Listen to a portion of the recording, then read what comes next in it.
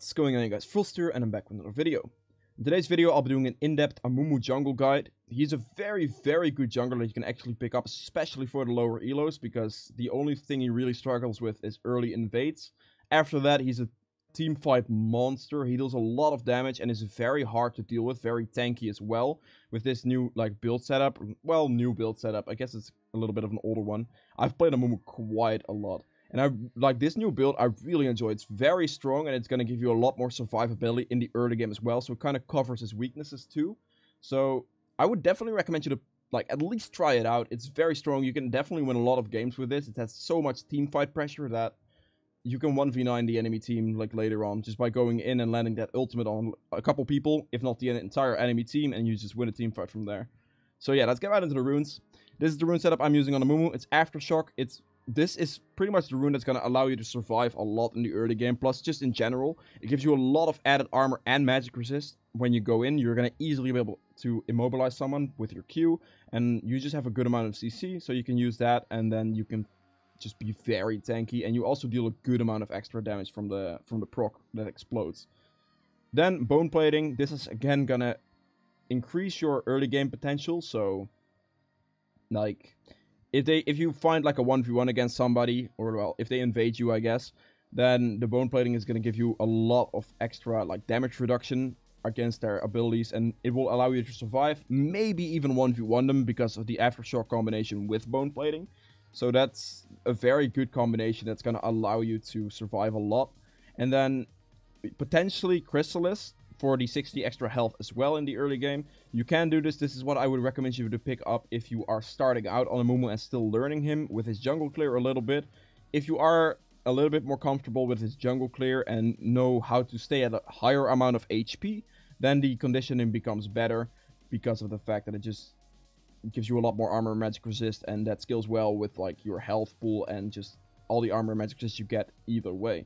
And then as the last one, Overgrowth is the best one to go for. But if if you are facing heavy CC comps, then you're gonna have to go with Unflinching, because this combination with Mercs and then other Tenacity is pretty much gonna allow you to walk through the enemy team's CC, and it's gonna set up for a lot better ultimates and just engage potential in general. So if they don't have to do CC, then Overgrowth becomes better because you farm quite a lot. It's gonna give you a good amount of extra max HP. And since you are stacking quite a lot of HP, that's gonna amount to a good amount of extra tankiness. So that's the main tree done. Now the secondary tree, there are two options really. You have the ultimate head combo with the Scorch. This allows you to pretty much just get faster ult cooldowns, and then Scorch combination with the Aftershock and bone plating is gonna allow you to potentially fight those cheeky Lee Sin players in the early game that try to invade you and try to kill you by cheesing you. This Scorch is a very good combination with bone plating and the Aftershock combination to just deal with them in the early game and actually maybe even get the kill if it goes well for you, if they are not too full on HP, or you can survive long enough for your lanes to react. The little bit of added damage from that's pretty noticeable in those situations. However, if you're not about to get destroyed in the early game, then the better solution is, or the better option is, to Triumph with the coup de grace. Coup de grace is going to give you the extra, I guess, just burst potential. You go in, you'll deal a lot of damage. You have a good amount of base damage, and with the item setup, you will just deal a lot of damage. You're going to easily get them below that HP. And then also, if you, clean 5-man ult the enemy team, you're just going to be able to destroy them. You're going to put them below 40% really fast, their entire enemy team. So this is going to be a very good one in that situation. And then Triumph is very good because you will have a lot of health. And since you are diving in as a Amumu, and if they focus you down, it is not too hard to get a kill on a squishy with a good landed Amumu ultimate and then a QE follow-up. It's pretty easy to get the kill that way, so you're going to be able to sustain a lot more with Triumph. And it's just going to allow you to just stay in those fights a bit better. And then also, if you are facing heavy CC comps, then the Tenacity here, combination with the Triumph, is the one you want to get then. And then also the Unflinching here will give you just a serious amount of Tenacity, which is going to make it very difficult for you to get CC down. So yeah, that's pretty much the rune setup for Amumu. Let's just get right into the items now. So for the item setup, you have a pretty basic start. It's Talisman with a refillable potion. You can, if you want to, go for the triple health potion to be a bit safer in your early clear. You get a little bit low if you don't know how to jungle well, or, well, really low if you don't know how to clear your camps properly with Amumu, so that could form a problem. But overall, this should get you through a jungle clear, and this is the best one to go for, because this allows you, as your first back, to go for this smite upgrade with the Hunter's Potion upgrade. You pretty much have enough gold because you are looking to full clear. It's going to give you exactly the amount of gold. And maybe if you get a gank off, then you might have a little bit more gold. But then still, this would be your best back option, because this item combination gives you pretty much infinite sustain in your jungle. It's going to keep your mana topped off. It's going to keep your health topped off. And you are good from that point on. Now, after this, you want to upgrade into a Cinderhawk as fast as possible with, of course, the Bami Cinder Rush after this. You can get boots in between if you do have the money for boots, but not the money for Cinderhawk upgrade. So you can do that, and then this could, like, this leads into the Cinderhawk, and then after that you upgrade your boots, or buy boots, into a Ninja Tabai or Mercs. Now, these boots are the best to go for. You can go for Sorks if you wanted more damage, but it's not like that necessary. You will still do a lot of damage, but it's better to just stay alive longer, be able to tank more with Ninja Tabai in general, and then also the Mercs will come in handy against those heavy CC comps. So these boots are really not that good, because it's gonna allow you to be killed faster, and that's not what you want, because with the Leanderies, the way it works right now, you want to be able to be in fights for a longer amount of time. So that's what you're looking to do, looking to survive, looking to tank. As you can see here, deals 2% more damage for each second in combat with champions, up to a 10% maximum. That is a lot of added damage from this, from just this item. And because you went Cinderhawk with the Ninja Tabai / Mercs, you're gonna be able to stay in fights for a good amount of time. You're gonna be hard to kill. So this combination is good, and that's why I wouldn't really go for those. And then to follow this Rylai's up, or the Leanderies up, it's the Rylai's next. This item combination is disgusting. It's going to give you that slow, which is going to double the burn damage from Torment.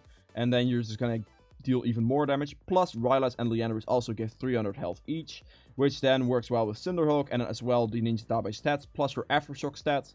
You're going to be very, very difficult to kill, whilst also dealing a lot of damage with just these two items. Now, this is pretty much a core build for every single game, and now we go into a little bit of variable items for the last two slots. You first up have Void Staff. This is a very good pickup if you were snowballing with this build. You can then pick up the Void Staff because they're probably looking to get some magic resist into your team, or into you, really.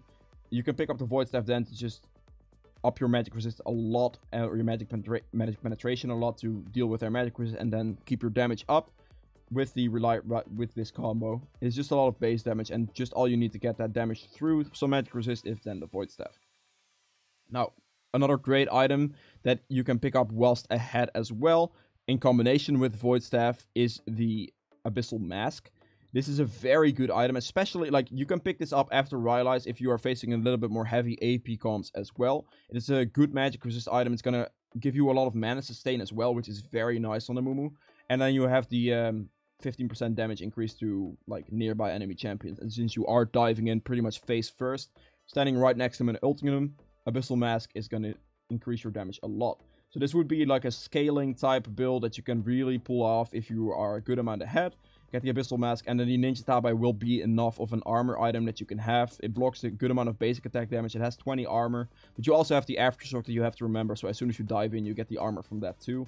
And you're going to just be insanely hard to kill whilst dealing a lot of damage. So this is a full build if you are a decent amount ahead. If you do have to resort to building a little bit more tanky, then you can opt out of going Void Staff. It is not that necessary. It's mainly just necessary if you actually need to deal that extra damage. If your team is not doing too well, if you're in like that 1v9 situation, then Void Staff becomes pretty crucial to be able to deal more damage. But if you can just deal enough damage with Leanderies, Rylai's, and then Mask combination, you can also get the armor item that is called Frozen Heart.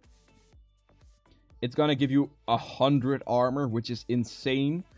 You already have a lot of health stacked up, so this is going to be a very effective amount of armor. It's going to give you 20% CDR, which is nice for just cooldowns in general, and it's also going to reduce that attack speed. This is a very good armor item pickup on Amumu. It's going to give you a lot of valuable stats. It's a lot of, like, straight up armor, 100 armor, and since you have built Rylai's and Leanderies, and have the Cinderhawk, plus a potential mask for extra 350, you're going to have a high health pool anyway, so the armor stat, like straight up armor stat from this, is very valuable.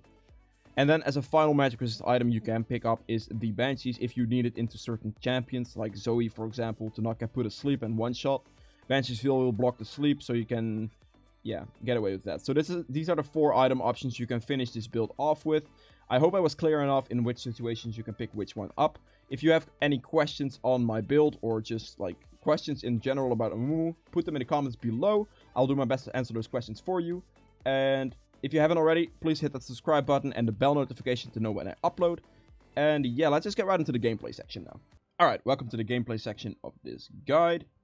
As you can see, I am playing Amumu, of course, into a Twitch, which is honestly quite a painful matchup for me because he's very much an early game champion. And if you are facing early game champions as Amumu, you are like definitely able to run into some serious issues. So I pretty much wanted to make sure that I could get my red buff and I would not give that increase to Twitch. Because if he were to like cheese me somehow, some Twitches do, then I don't want to give him my red for a longer red duration. So I was just going to start there. It was very unlikely for him that he was going to invade me like after that point. That's usually like doesn't happen, but yeah. So I started red buff, just get a good leash for my bot lane. Lose minimum health, and then after that, the red buff clear is just pretty straightforward. Just go for red buff to like raptors, and then you can clear the rest through. As you can see, I do get a little bit low on mana though, so then you are gonna struggle just a little bit with clearing your blue, as you can see. But if you start blue buff, you're gonna be pretty much at an unlimited amount of mana, so you should be good at that point. And yeah, that's just the difference between a start. Blue starts just a straight full clear. You can go blue, Gromp, Wolves into Raptors, red buff, and then Krugs. So this is the red buff clear, and the other one is just straightforward full clear. Alright, here they were quite low on bot lane as the fight just happened. So what I decided to do was I decided to maybe cut off this guy. As you can see, he's running into the distance. So I figured he might be going for his, or like not his, the scuttle grab in the river. Their bot lane just back, so they won't have to cover. And my mid lane is pushing the Kassadin in. So I have all the pressure in the world here to pressure this Twitch in. As you can see, right here, I land the Q on Twitch. Zoe gets the like exhaust because she got it from the drop as a minion. And he is pretty much done for. So right there, that picks me up a free kill. I am standing on a ward here. I'm not sure why I'm waiting around. I was maybe waiting for Zoe to potentially land a sleep on me, but yeah. So right here, this, like as you can see, the amount of speed I have clearing my camps is actually insane. Like camps that actually hit you back, your E cooldown is gonna get reduced a lot, and then yeah, the cooldown just gets really good. So your clear becomes a lot better, and that's really what I'm going for here. Now on this back, I have 700 gold, which is going to be boots and the health crystal. I didn't have 900 gold for the cinder there, or the Bami cinder there. So that's why I pick up the boots and the health crystal. I do sadly miss the kill on Riven there, barely. I didn't have enough damage on that. I'll just go back a little bit. She's really low right here. Oh. Really low right here, as you can see. So I was just trying to go in, land the Q on that, and then flash E her. But she like made a good play and got out of that one unscathed pretty much. Like, well, it was very close still, but yeah. Now right here, what this situation is just straight up, there's a lot of minions in that wave, which means that if I pull aggro from those minions, they're gonna keep hitting me. I take reduced damage from those minions anyway because of my E effect. Amumu takes 6 reduced damage from physical attacks. So I can go in here, as you can see, against this Twitch, which is I'm doing. I'm walking forward. I'm pulling aggro, or I'm trying to pull aggro from all the minions, so my E cooldown gets reduced even more. And then the Twitch is also going to auto-attack me, which is going to reduce my cooldown even more. And then I'm just pretty much just killing him straight up, because my E just gets up so many times. I like used it way more than I should have been able to use it normally. And that's because I pulled all of the extra aggro to get that CDR in, and I just killed the Twitch straight up. He's also a little bit behind. If he was a little bit more ahead, I would not have tried to fight that, because then he would, of course, have enough damage. But it's definitely a mechanic to remember. If you can walk into big minion waves as a Amumu and just keep spamming E, like constantly spamming E, because the cooldown is going to be so low, like like it's going to be pretty much nothing, and you can just burst people down with that unexpectedly. Like they won't see it coming, or at least they will be very surprised, and they might just like go out, because there's no real way that you can lose that. Sure, you're going to take some extra damage from minions, but the CDR on your E, if you have enough health, it's just going to be very hard to survive that for the enemy team. Alright, I'm just full clearing. Twitch again, just being Twitch, camping a lane. He's camping top lane this game, so yeah. Pick up that blue buff. I've noticed this game that I actually did not pick up the Hunter's Potion, which is interesting. Not sure why. And right there I made the mistake. I went over the wall for Kassadin. It's a very good gank that you can do on Amumu. Just standing right here, and if they are pushed in like this, you can land the Q. It's a pretty big range. This would hit it, for example. You can just stand here. You can also Q like a minion or something, and then you can get over the wall like that.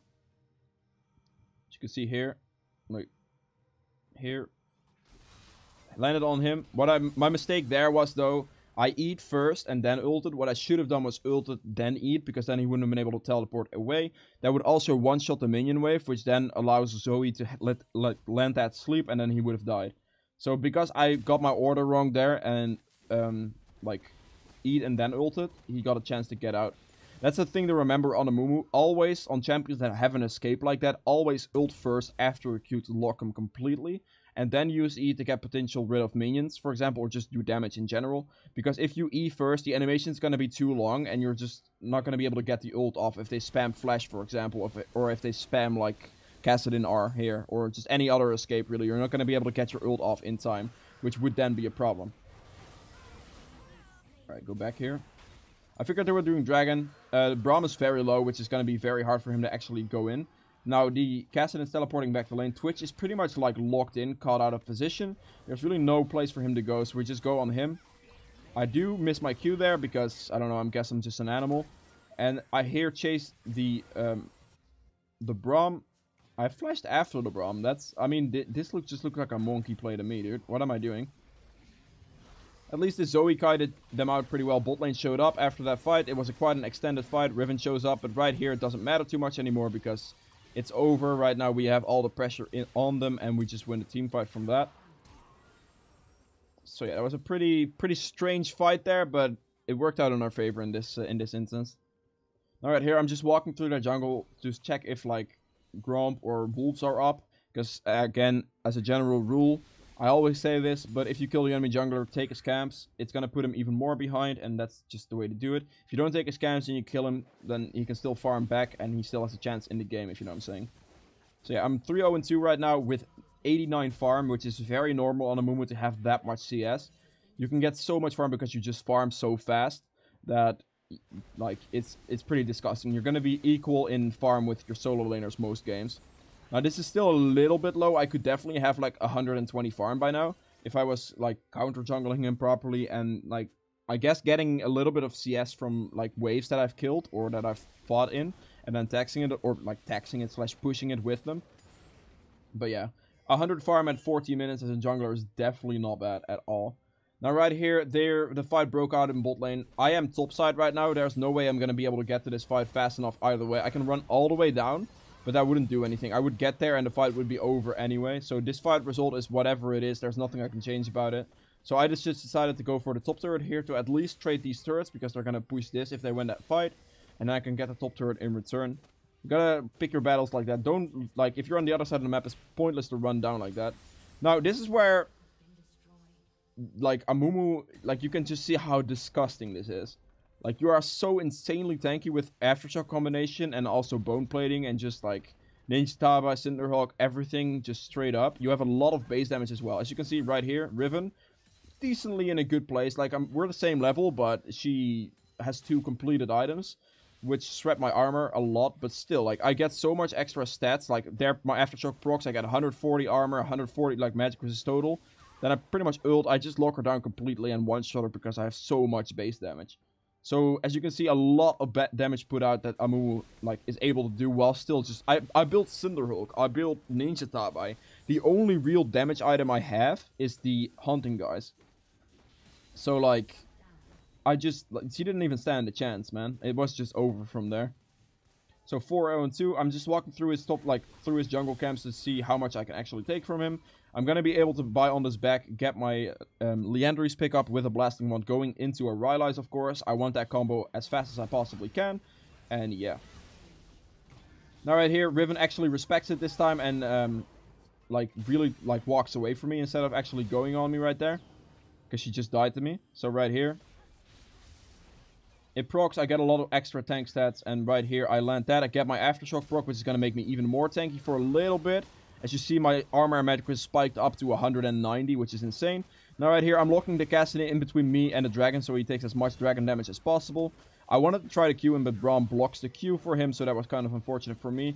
And right here, I have to get out, because I am kind of respecting the fact that Ezreal could show up any second, and the Twitch as well. I don't know where Twitch is, or I didn't know where Twitch was. He might have died, but yeah. I've respected that. I just flash over the wall just to be safe, and yeah, well, I survived it. 6-0-2 right now, 134 CS. The highest on my team, which is pretty troll, honestly. My team wasn't probably farming too well this game. But then again, this is like a Diamond 4 elo, Diamond 3 elo game, I think. I'm not too sure what this is at, but something like that probably. So their farm might not be optimal, but yeah. My farm is pretty much where it should be, though. It's a little bit behind because I've not been clearing too much, but yeah. Alright, here Riven was trying to counter out my Q, but I was just holding my Q, just let her walk in between and get closer and closer, which is going to allow me to land that stuff easier. Now right here, I made a really big mistake because I should have known that the Twitch was gonna do something like that, because I was gonna be quite low, and yeah, as you can see right here, he opens up on me, he ults me, I smite the red buff for extra HP, and then right here, I figured he was like running behind me with a Q, but he stopped in that brush. So he didn't get hit by Q there. I still, as you can see, deal a serious amount of damage to that guy.